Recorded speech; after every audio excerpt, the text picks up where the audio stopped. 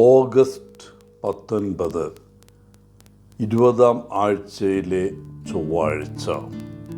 മത്തായി 19, 23 മുതൽ 30 വരെ വാക്യങ്ങൾ. ഇന്ന് യേശു തൻ്റെ ശിഷ്യന്മാരോട് പറയുന്നു, ഒരു ധനികൻ ദൈവരാജ്യത്തിൽ പ്രവേശിക്കുന്നതിനേക്കാൾ എളുപ്പം ഒട്ടകം സൂചിക്കുഴയിലൂടെ കടക്കുന്നതാണ്. നമ്മിൽ പലർക്കും യേശുവിൻ്റെ ഈ പ്രസ്താവന വിചിത്രമായി തോന്നാം. എന്നാൽ ജെറൂസലമിലെ നഗരമതിലുകളുടെ ഇടുങ്ങിയതും താഴ്ന്നതുമായ വാതിലുകളെക്കുറിച്ചാണ് യേശു സംസാരിച്ചത്. രാത്രിയിൽ പൊതു കവാടം പൂട്ടുമ്പോൾ യാത്രക്കാർ ഈ ഇടുങ്ങിയ വാതിൽ ഉപയോഗിച്ചിരുന്നു.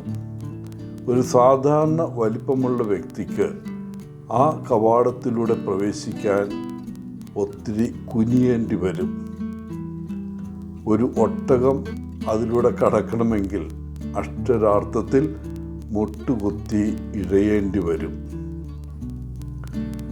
ഈ ഉപമയിലൂടെ യേശു സമ്പത്തിനെയും ദൈവരാജ്യത്തിലെ അതിൻ്റെ സ്ഥാനത്തെയും കുറിച്ചുള്ള നമ്മുടെ ധാരണയെ വെല്ലുവിളിക്കുന്ന ശക്തമായ ഒരു സന്ദേശം നൽകുന്നു.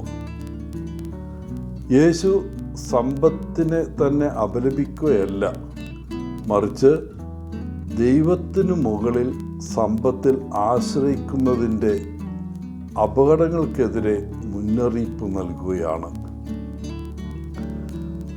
പലപ്പോഴും വിജയത്തെ ഭൗതിക സമൃദ്ധിയുമായി തുലനം ചെയ്യുന്ന ഒരു ലോകത്ത് താൽക്കാലികത്തിനപ്പുറം നോക്കാനും നിത്യമായതിൽ ശ്രദ്ധ കേന്ദ്രീകരിക്കാനും യേശു നമ്മെ ക്ഷണിക്കുന്നു. ഈ സുവിശേഷ ഭാഗത്തിലെ ധനികനായ യുവാവ് ലോകത്തിന് നൽകാൻ കഴിയുന്നതെല്ലാം നേടി. പക്ഷെ അവന് യഥാർത്ഥത്തിൽ ഏറ്റവും പ്രധാനപ്പെട്ട ഒന്നില്ലായിരുന്നു: ദൈവത്തോടുള്ള പൂർണ്ണ വിധേയത്വം. തൻ്റെ സ്വത്തുക്കൾ ഉപേക്ഷിച്ച് യേശുവിനെ അനുഗമിക്കാൻ ആവശ്യപ്പെട്ടപ്പോൾ തൻ്റെ ഭൗമിക സമ്പത്തുകൾ ഉപേക്ഷിക്കാൻ കഴിയാതെ ദുഃഖിതനായി അവൻ തിരിഞ്ഞു നടന്നു. നമ്മുടെ സ്വത്തുക്കളുടെ സമൃദ്ധി കൊണ്ടല്ല, ദൈവവുമായുള്ള നമ്മുടെ ബന്ധത്തിൻ്റെ ആഴം കൊണ്ടാണ് യഥാർത്ഥ സമ്പത്ത് അളക്കേണ്ടത് എന്ന് ഈ ഭാഗം ഓർമ്മിപ്പിക്കുന്നു. യേശുവിൻ്റെ വാക്കുകൾ കേട്ട് അത്ഭുതപ്പെട്ട ശിഷ്യന്മാർ ചോദിക്കുന്നു, അപ്പോൾ ആർക്ക് രക്ഷപ്പെടാൻ കഴിയും?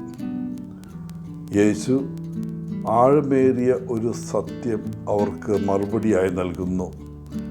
മനുഷ്യന് ഇത് അസാധ്യമാണ്, പക്ഷെ ദൈവത്തിന് എല്ലാം സാധ്യമാണ്.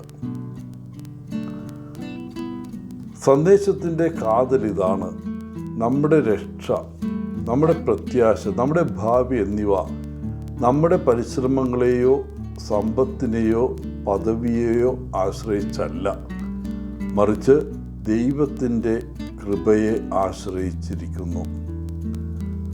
നമ്മുടെ ജീവിതം അവന് സമർപ്പിക്കുമ്പോൾ നാം ഉപേക്ഷിക്കുന്നത് നേടുന്നതിനോട് താരതമ്യപ്പെടുത്തുമ്പോൾ ഒന്നുമല്ലെന്ന് നമുക്ക് മനസ്സിലാകും. ദൈവത്തിനു വേണ്ടി ത്യാഗം ചെയ്യുന്ന ഏതൊരാൾക്കും 100 ഇരട്ടി ലഭിക്കുമെന്നും നിത്യജീവൻ അവകാശമാക്കുമെന്നും യേശു നമുക്ക് ഉറപ്പ് നൽകുന്നു.